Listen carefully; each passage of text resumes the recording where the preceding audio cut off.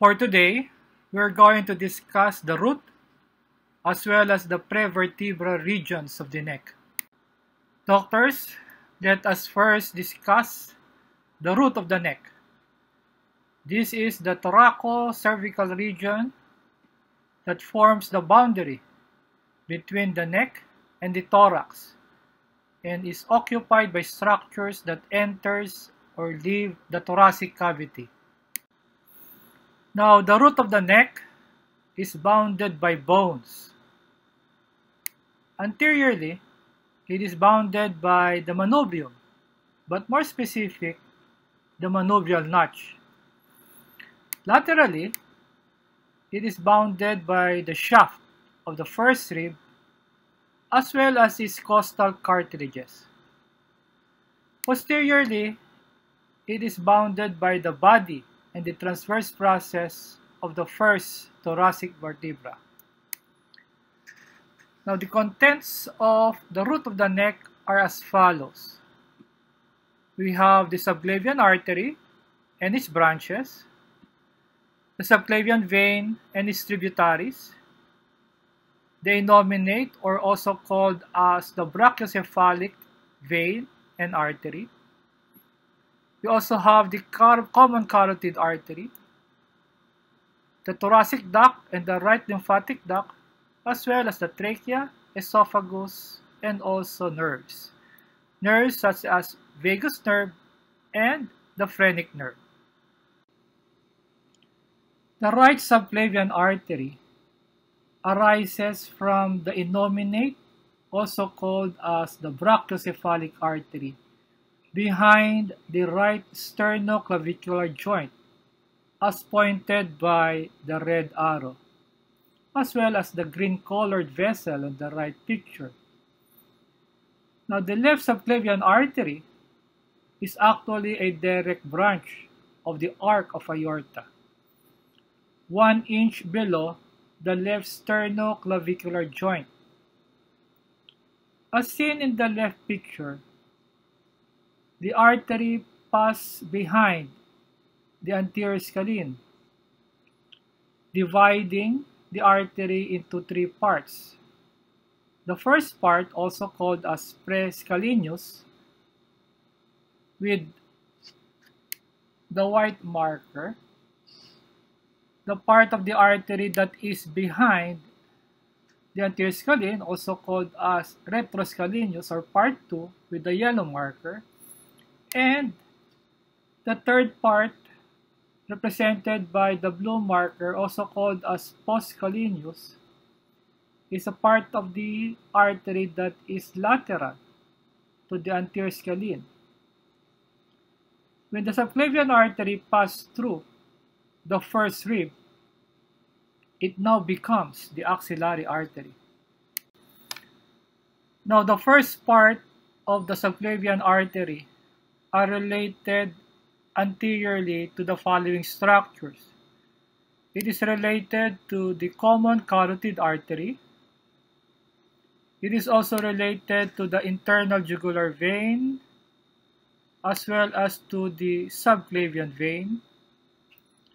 It is also related to the vagus nerve and the recurrent laryngeal nerve. Posteriorly, this first part of the subclavian artery is intimately related to the cervical pleura, also called as the cupula, and also related to the apex of the lung. The first part of the subclavian artery actually has 3 branches.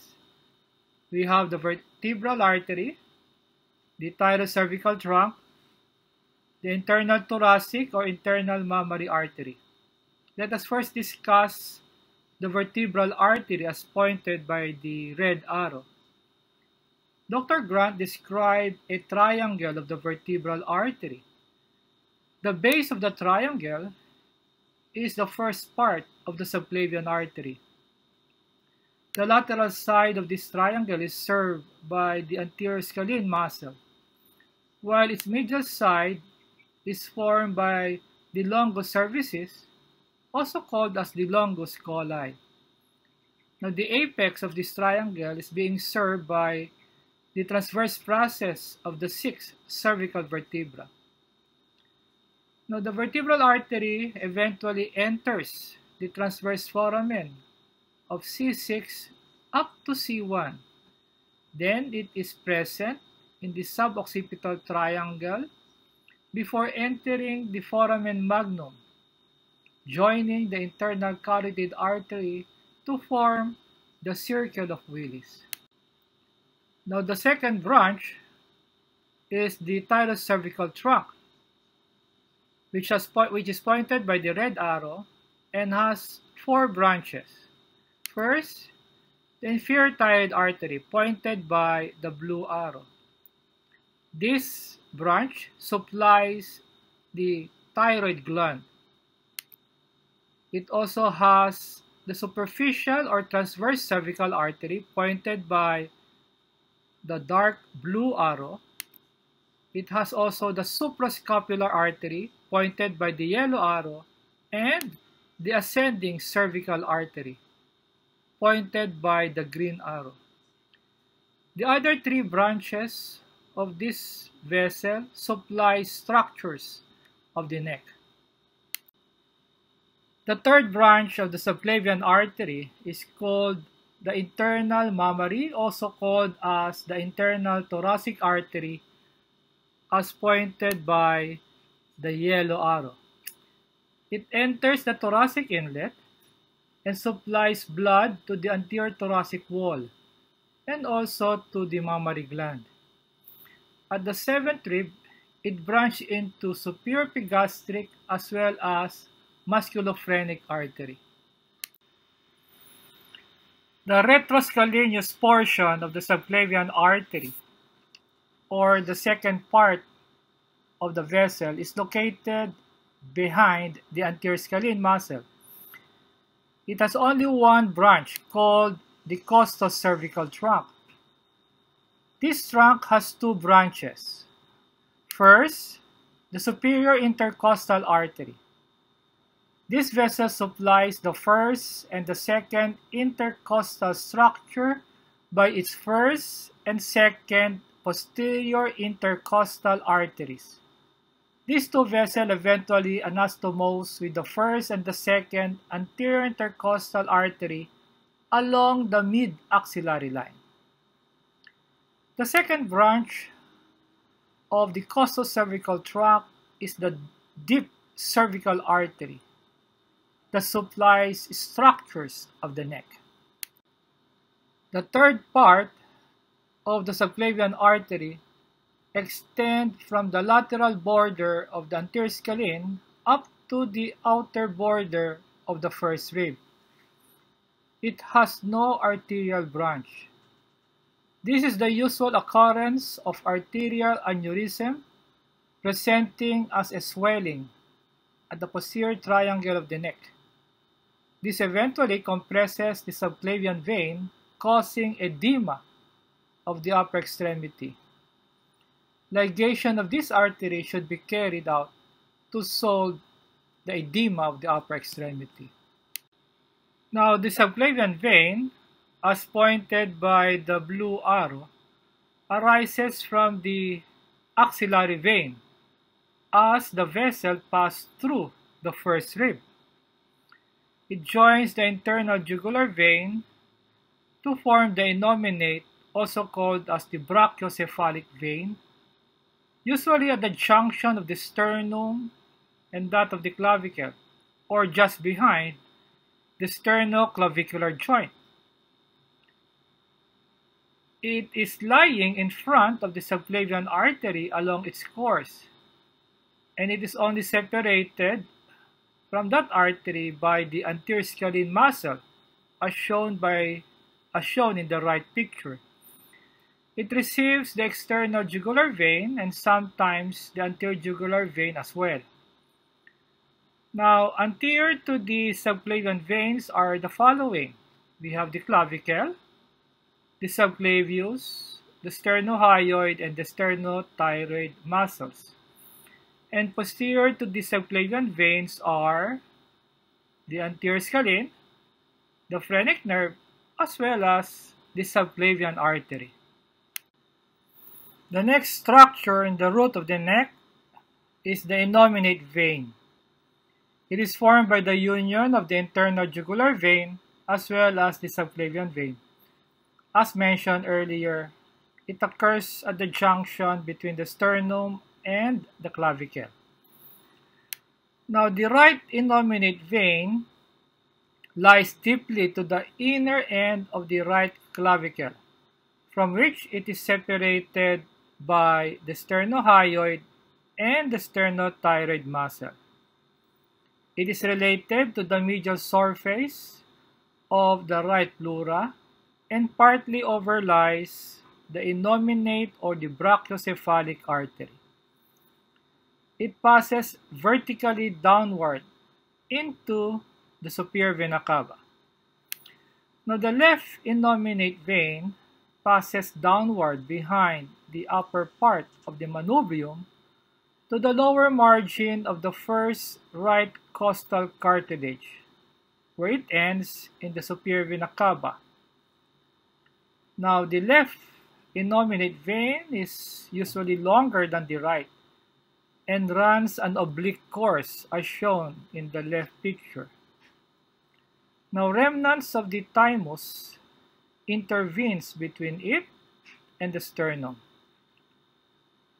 There are the following tributaries of the innominate vein, which are the mammary or the internal thoracic vein, the vertebral vein, the supreme intercostal vein, the deep cervical vein, and also the inferior thyroid vein. The next structure that should be identified in the root of the neck is the thoracic duct, as represented by the green marker. The thoracic duct is the largest lymphatic vessel in the body. It extends from the upper part of the abdomen to the lower part of the neck, crossing the posterior and superior part of the mediastinum. It is about 45 centimeters long, and it has a beaded appearance because of the presence of many valves in its lumen.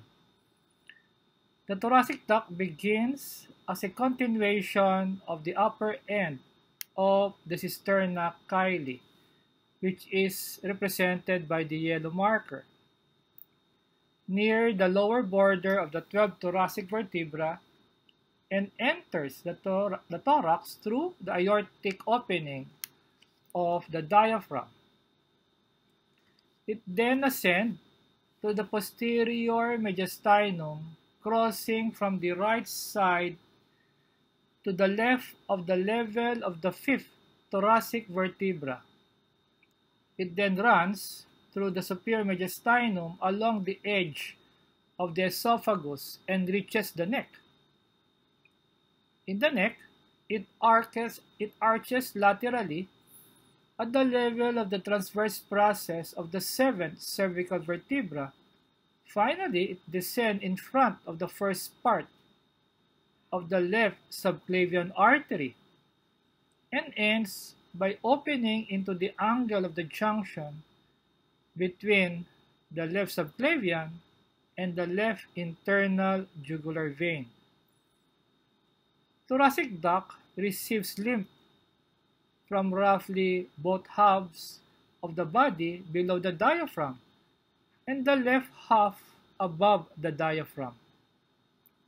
In the thorax, the thoracic duct receives lymph vessels from the left jugular trunk, from the left subclavian trunk, as well as the left mediastinal trunk. Now, how about the right lymphatic duct? This duct is formed by the union of the right jugular, subclavian, and right brachiomediastinal trunk, and eventually drains into the right innominate or brachiocephalic vein. The right lymphatic duct receives lymph from the right half of the head and neck, thorax and right upper limb, right lung and right side of the heart, and also the upper surface of the liver. And they say the bare area of the liver, the lymph there drains through the right lymphatic duct. Now there are three important nerves that pass through the root of the neck. These are the phrenic nerve, the vagus nerve, and the inferior laryngeal nerve, also called as the recurrent laryngeal nerve. Now let us discuss the phrenic nerve. It is a mixed nerve for the diaphragm. Okay? A nerve for the diaphragm. Why mixed nerve? Because it is not only motor, but it is also sensory for the diaphragmatic pleura. As I have mentioned earlier, it arises from the anterior rami of C3, C4, and C5. Now in the neck, we usually locate this nerve lying on, okay, the anterior scalene, as shown in the picture. And as it enters the thoracic inlet, for the right side, you can see the phrenic nerve at the lateral side of the superior vena cava. But on the left side, you can see the left phrenic nerve at the left side of the arc of aorta and the pulmonary artery. Eventually, as it goes caudally, it will now be seen, okay, immediately beside the fibrous pericardium. Eventually, after that, it will be touching the diaphragm. Okay? It is motor for the diaphragm, but it is also sensory, okay, for the diaphragmatic pleura, but it is also sensory for the fibrous pericardium. Okay? So that is the phrenic nerve. Okay? And you can really see that it is just lying on the anterior scalene. Next, we'll go discussing now the vagus nerve. The vagus nerve is actually arise from medulla oblongata. It is a mixed nerve. It is a parasympathetic nerve. It exits the cranial cavity passing through what we call the jugular foramen, if you can still remember that. In the neck, this particular nerve is within the carotid sheath, or sheath, okay, together with the internal carotid artery, internal jugular vein, that is, if it is still above the superior horn of the thyroid cartilage, but below that cartilage, it is already accompanied by the common carotid and internal jugular vein. Eventually, it will be there entering what we call the thoracic inlet. In the mediastinum, okay, the right vagus gives off its recurrent laryngeal nerve branch at the level of the brachiocephalic artery. Okay, look at the blue arrow there. Then it forms an arc and ascend along the tracheoesophageal groove to reach the larynx. While the left recurrent laryngeal nerve of the left vagus only forms an arc along the arc of aorta, mas mababa.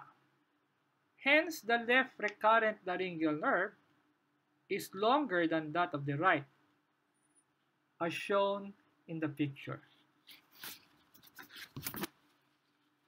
Hence, the recurrent laryngeal nerve is a part of the superior mediastinum. Doctors, these are the other two organs that are seen passing through the root of the neck.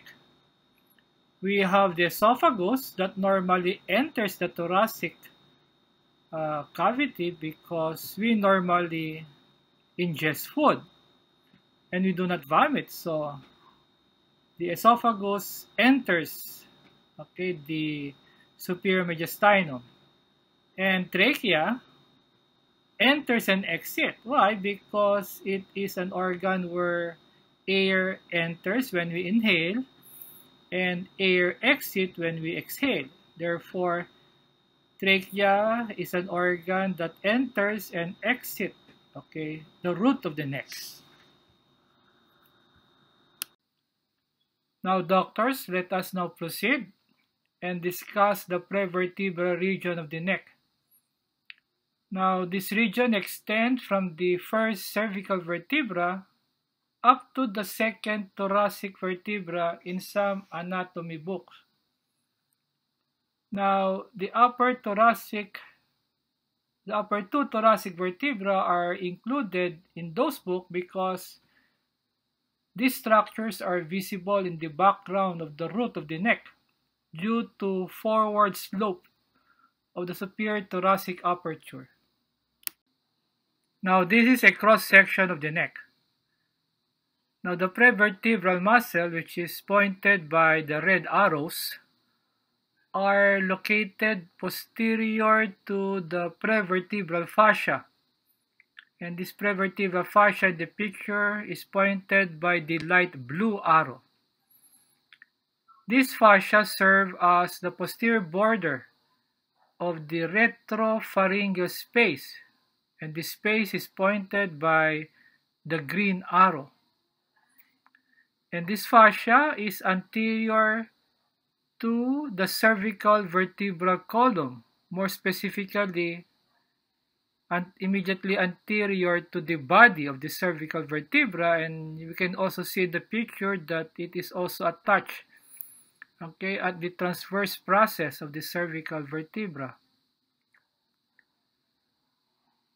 Now, the cervical vertebra is represented here by the black arrow. Now, the principal function of the prevertebral muscle is to span the vertebra, acting with and antagonizing the deep muscles of the upper back. We can see in this slide the two prevertebral muscles. We have the longus capitis and the longus cervicis, also called as the longus colli. The prevertebral muscles are located anterior to the cervical column and primarily function in motion of the head and neck at the craniocervical junction. Now, to expose this structure, there are several structures that has to be removed anteriorly. We have to remove the superficial structures of the neck. We have to resect the anterior strap muscles of the neck, remove all the visceral structures like the thyroid, the parathyroid gland, the larynx, the trachea, and esophagus.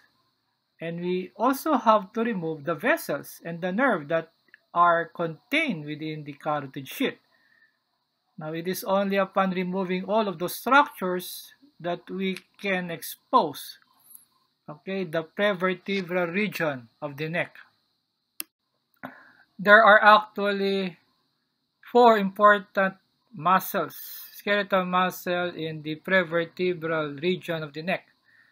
Let us first discuss the longus capitis, as pointed by the blue arrow.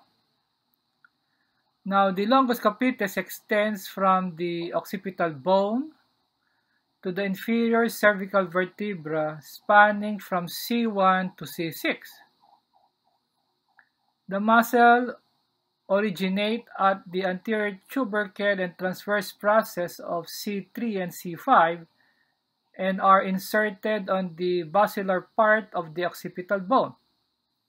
Its function is to flex the head at the craniocervical junction, and this nerve is innervated by the anterior rami of C1 to C3. The second muscle is the longus colli. It consists of a long, flat muscle that sits on the anterior surface of the cervical spine. It functions to connect the cervical vertebral bodies to associated transverse processes. The longus colli spans multiple cervical motion segments. Now, this muscle consists of three segments: the superior oblique, the inferior oblique, and the vertical portion.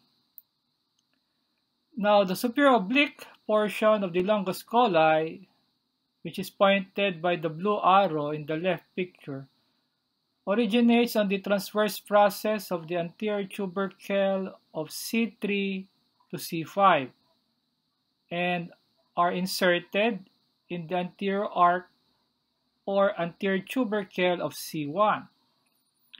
Now, this muscle is innervated by the ventromedial branches from C2 to C6.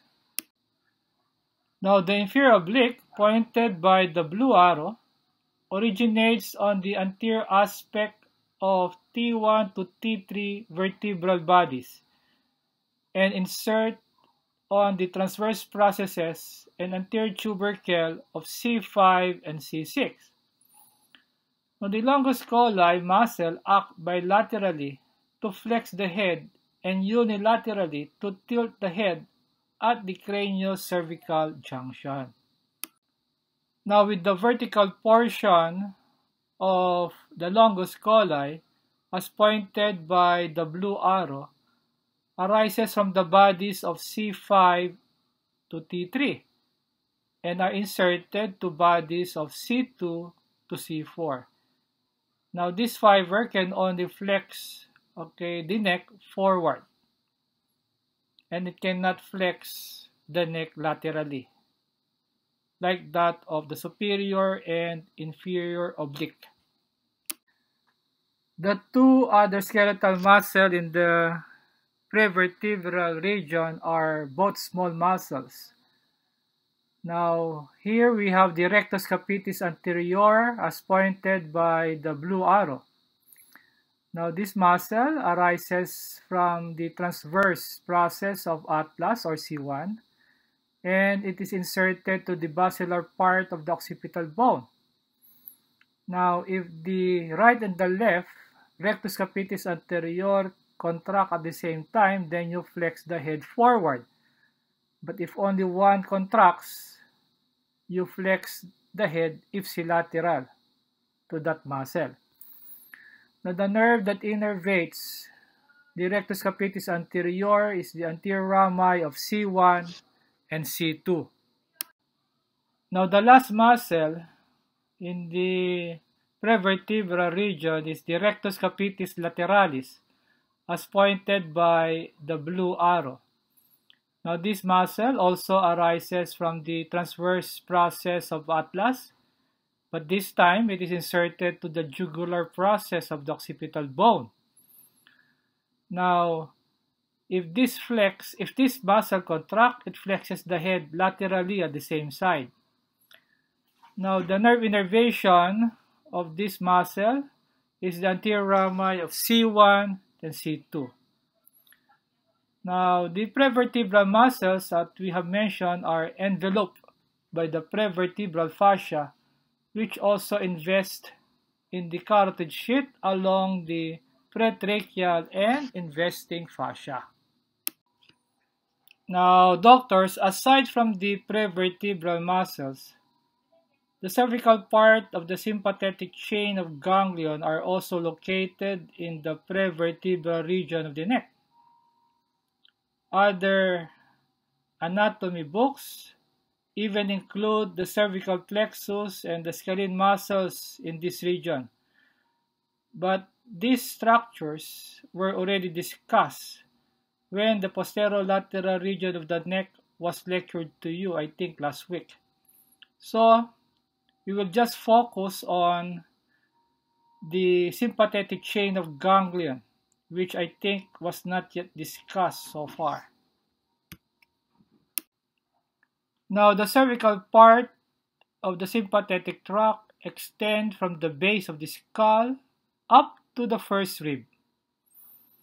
It lies between the carotid sheath and in front of the longus colli and longus capitis muscles. There are three cervical ganglion. Superior cervical ganglion as pointed by the blue arrow, the middle cervical ganglion as pointed by the yellow arrow, and the inferior cervical ganglion pointed by the white arrow.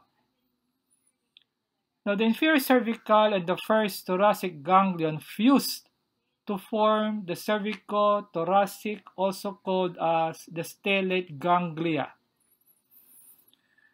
Now, the sympathetic chain of ganglion do not receive white rami communicantes from the cervical spinal segment, but the lateral horn cells of T1 to T5 provides preganglionic fiber to the ganglions.